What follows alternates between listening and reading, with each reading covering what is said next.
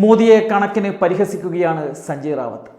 സൈനികമായി കരുത്തരായ അമേരിക്കയോടും ഇസ്രായേലിനോടും നെഞ്ചുറപ്പോടെ പോരാടിയ ഇറാനെ പുകഴ്ത്തിയും കേന്ദ്ര സർക്കാരിനെതിരെ ഒളിയമ്പെയ്തുമാണ് ശിവസേന ഉദ്ധവ് വിഭാഗം നേതാവായ സഞ്ജയ് റാവത്ത് രംഗത്ത് വന്നിരിക്കുന്നത്.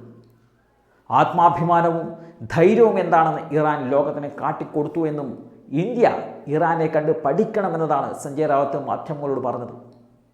തങ്ങളുടെ ആണവ കേന്ദ്രങ്ങൾക്കെതിരെ അമേരിക്ക നടത്തിയ വ്യോമാക്രമണത്തിന് തിരിച്ചടിയായി ഖത്തറിലെ US വ്യോമത്താവളത്തിന് നേരെ ഇറാൻ മിസൈലാക്രമണം നടത്തുകയായിരുന്നു. പിന്നാലെയാണ് റാവത്തിൻ്റെ പ്രതികരണം വന്നിരിക്കുന്നത്. പ്രതിസന്ധി ഘട്ടങ്ങളിലെല്ലാം ഇറാൻ എന്നും ഇന്ത്യക്കൊപ്പം നിലകൊണ്ട ഒരു രാജ്യമാണെന്നും അദ്ദേഹം ഓർമ്മപ്പെടുത്തുന്നുണ്ട്. കാശ്മീർ വിഷയത്തിലാണെങ്കിലും പാകിസ്ഥാനുമായുള്ള സംഘർഷത്തിലാണെങ്കിലും ഇറാൻ എന്നും ഇന്ത്യക്കൊപ്പമായിരുന്നു. നമ്മൾ ഇറാനെ കണ്ടു പഠിക്കണം. ആർക്കു മുന്നിലും അവർ തല കുനിച്ചിട്ടില്ല എന്നതാണ് സഞ്ജയ് റാവത്ത് പറഞ്ഞു വെക്കുന്നത്.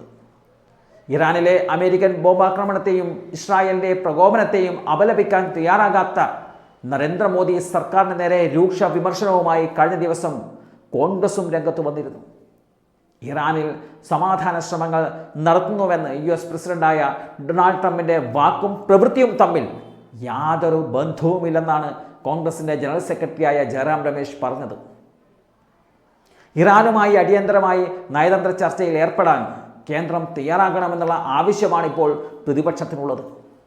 ഇറാനിലെ ആണവ കേന്ദ്രങ്ങളായ ഫോർദോ, നതാൻസ്, ഇൻഫഹാൻ എന്നിവിടങ്ങളിൽ US ബോംബാക്രമണം നടത്തിയിട്ടും ഇന്ത്യ അപലപിക്കാൻ തയ്യാറായിരുന്നില്ല. ഇതൊക്കെ ചൂണ്ടിക്കാട്ടിയാണ് ഇപ്പോൾ മോദിക്കെതിരെ പ്രതിപക്ഷ നേതാക്കൾ രംഗത്ത് വന്നിരിക്കുന്നത്. മുമ്പ് പാകിസ്ഥാൻ വിഷയത്തിൽ താൻ ഇടപെട്ടതുകൊണ്ടാണ് യുദ്ധം ഒഴിവായതെന്ന് ട്രംപ് പറഞ്ഞിരുന്നു. മാത്രമല്ല താൻ ഇന്ത്യക്ക് മുന്നറിയിപ്പ് നൽകിയെന്നും അദ്ദേഹം പറഞ്ഞിരുന്നു. ഇന്ത്യ അത് അനുസരിച്ചു എന്നൊക്കെയുള്ള രീതിയിൽ വലിയ രീതിയിൽ വീരവാദങ്ങൾ ട്രംപ് നടത്തിയിരുന്നു. എന്നാൽ അതല്ല സത്യം എന്നിരിക്കെ ആ വാദങ്ങളെ തള്ളിപ്പറയാൻ പോലും നരേന്ദ്രമോദി തയ്യാറായിരുന്നില്ല.